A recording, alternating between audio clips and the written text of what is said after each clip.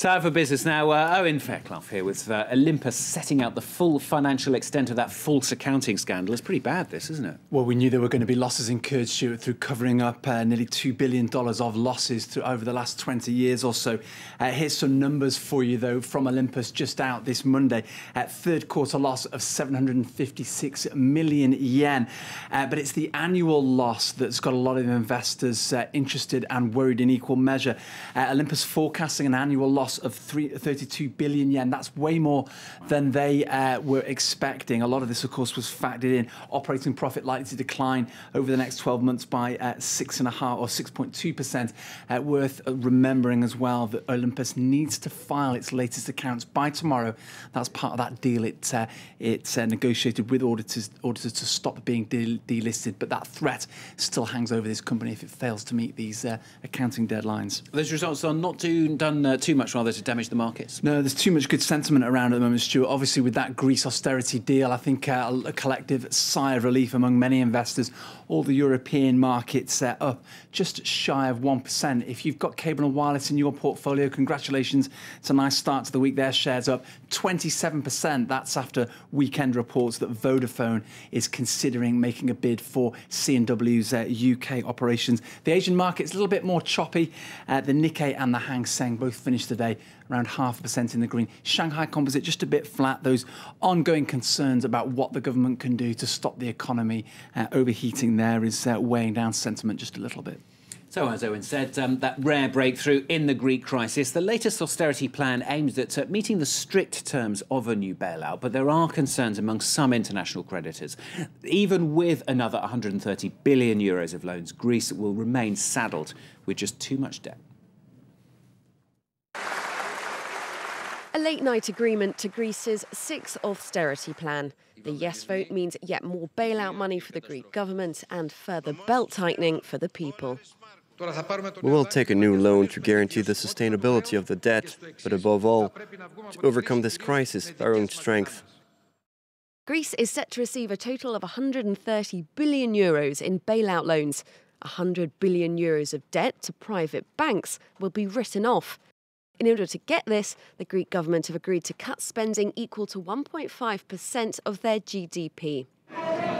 The IMF, EU and ECB have called for 30,000 public sector workers to be laid off, and monthly pensions of above 1,000 euros will be cut by a fifth.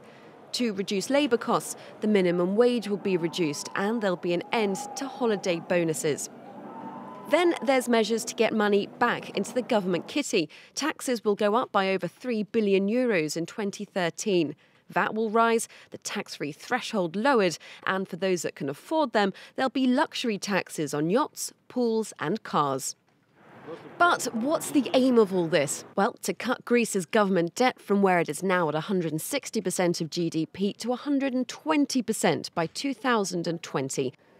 Some analysts are sceptical. They think the measures are so tough, the Greek economy will shrink, tax revenues decrease, and the deficit will just get larger. And yet, in the short term, Greece has avoided bankruptcy. A 14 billion euro bill to private lenders that Greece couldn't pay was due next month. Now let's take a look at a few more of the day's business headlines. And Qantas has run into more trouble with its Airbus Super Jumbo fleet. A flight from London had to twice abandon takeoff due to steering issues. After a 5-hour delay, the aircraft finally cleared. Qantas says the problem isn't related to cracks in the wings that have forced all airlines using the A380 into carrying out wide-ranging checks.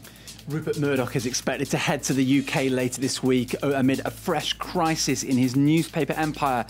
Police have arrested nearly 9 senior staff from the Sun tabloid over allegedly bribing police for information. Murdoch closed its former sister title, The News of the World, last year over the phone hacking scandal. A government inquiry into phone hacking is now moving onto corruption of public officials.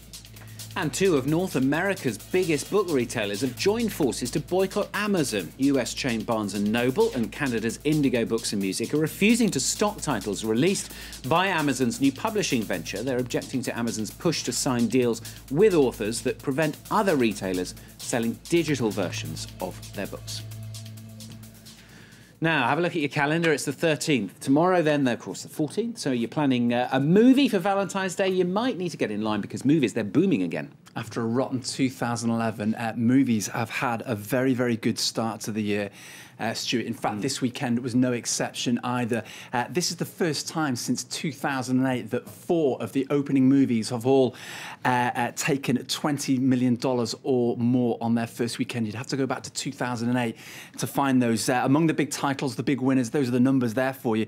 The Vow, a romantic comedy for Valentine's weekend appropriately. That took, you can see, just over $40 million. Safe House, the new Ryan Reynolds and Denzel Washington thriller, that again just under $39 million. But as you can see there are others as well behind it, all took more than $20 million. So a very healthy weekend. All those movies released this weekend in the US and Canada, all in the top 4, all doing very healthy returns. So much so, in fact, that attendances are well up over the year to date. 2011, we saw cinema attendances and revenues down by around 3% or so.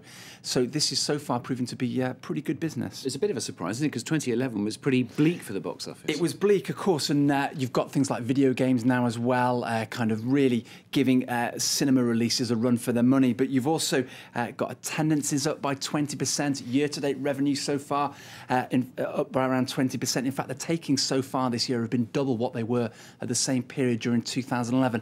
What's the explanation for all of this is what people always want to know. Is it recessions? Maybe, maybe not. 2009 was a bumper year for movies in the States and in Canada. And of course, then we were right in the middle of a global financial crisis. We were right in the middle of a global financial crisis last year with this whole Greek sovereign debt thing. And yet takings were actually down. Maybe the movies are better this time. Who knows? I've got to say, that list you came up, I don't think any of those are out in France yet. None of those are out yet. I think Safe House is out shortly. I'm not sure about The Vow. Star Wars Episode 1, well, of course, that was out some 10, 12 years ago. It's been given the 3D treatment. But yeah, of course, it remains to be seen how these movies do across the world. But of course, the US and Canada, the biggest markets, it's a fairly good indicator of how they're going to perform. You know the real reason they're going up? It's Lisa Nettleson's film reviews on France 24. She'll be here Wednesday morning in a couple of days' time. So make sure you don't miss that. All right, Owen, good stuff. Thank you very much. He's back, of course, tomorrow morning. I'm back tomorrow morning as well, because Lorna's here really shortly with the latest headlines, including a special tribute from us to Whitney Houston coming up. Stay with that.